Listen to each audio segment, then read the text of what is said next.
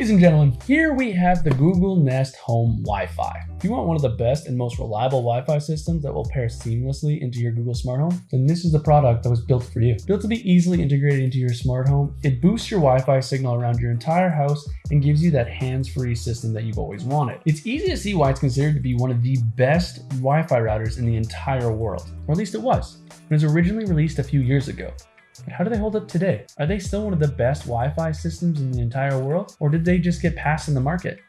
Let's find out. Well, for starters, Google gives you a very easy setup process. You need to download the Google Home app to your phone or tablet where you can follow the instructions to give you a breakdown how to set up your Google Nest Wi-Fi. You'll plug in and power on your Nest router, then you'll need to plug the router into your modem with the included Ethernet cord. After about a minute, the router should start to pulse white. In the Google Home app, you'll hit the Add button in the top left, then hit Set Up Device. From that point, just follow the instructions on the app until you're asked to scan the QR code, which is located at the bottom of the router. From there, you'll need to create the name and password for your network. When the setup is finished, the light on the front will be solid white. You then can pair any extenders with a similar process to establish a mesh network in your home. Overall, the setup process is quick and easy. The Google Nest Wi-Fi comes with a rounded white casing that should fit with nearly any decor. There's a compact frame that's easily hidden, a tough rubber base, and a design that's become a classic for smart home devices. The router has 4 internal antennas that provide a solid 2,200 square feet of signal coverage, and one Wi-Fi point delivers additional coverage for a total area of 3,800 square feet. You can collect a maximum of 32 Wi-Fi points, and it's compatible with older generations. You can also get a pair of Ethernet ports, although one is needed to connect to your modem. Overall, connectivity and range isn't the best on the market compared to more recently released Wi-Fi systems, but it's more than enough for an average person and the vast majority of people. With regards to home automation, it offers outstanding functionality, which makes it a great option as a smart router. Each Wi-Fi point doubles as a Nest Mini speaker. They have a 4.8 amplifier and a 1.6-inch speaker integrated inside the system. Overall, they can deliver some solid audio considering it's a router. Don't get me wrong, it's not a music device, but it's good enough and better than I expected. You also get Google Assistant support, and the nodes have a 4 far-field mic array on top that can register your voice commands from around 15 feet away. I also like that it's compatible with the Google's broadcast feature, so they can be used as an intercom, and you can disable the mic with a switch to maintain privacy. The hub can even stream music directly from your preferred streaming service. This is a very rare to see in a mesh router system and can be a huge bonus for people to replace a Google Home Mini or another smart device. The app is the standard Google Home app you're probably already familiar with. It allows you to add Wi-Fi points, adjust the brightness of the LED lights, run a network or speed test, and can restart the network. You can also limit internet access time, create a guest network, or set a priority device for bandwidth. However, I would have liked to see more advanced settings, such as setting a static IP addresses or choosing the Wi-Fi channel. If you're looking for an alternative with more robust configurations that you can do with that, the Euro Mesh Wi-Fi router is comparably priced and the app delivers some advanced features. By the way, if you're really enjoying this video or even learning something about the Google Home Mini, then why don't you consider giving the video a like?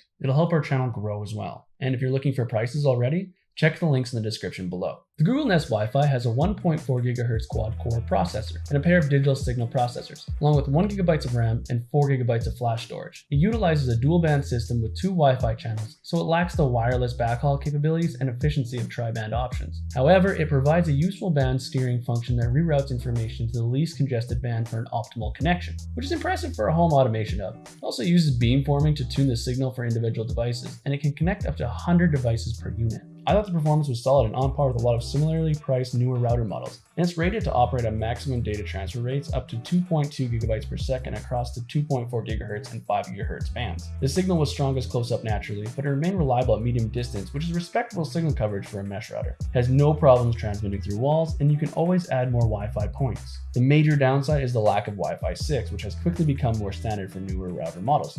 Although most people won't fully be able to utilize Wi-Fi 6 to its full capabilities, it is worth noting it's not the fastest router in the world anymore and lags behind in that category.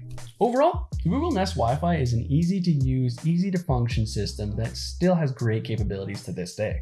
Although it does lack in speed because it doesn't have Wi-Fi 6, and if you're someone looking for the newest and best router system, then it's probably not the one for you. It's a combination of solid performance, home automation capabilities, and an easy setup process and a seamless integration into your smart home. Still makes this a very solid choice and one of the best router systems by today's standards. But hey, that's just my opinion. Why don't you guys tell me your opinions in the comment section down below. If you're looking for updated pricing, the links are in the description. And if you like this video or even learned something, why don't you give the video a like? And subscribe if you like short tech informative videos. But until next time, I'll see you guys later.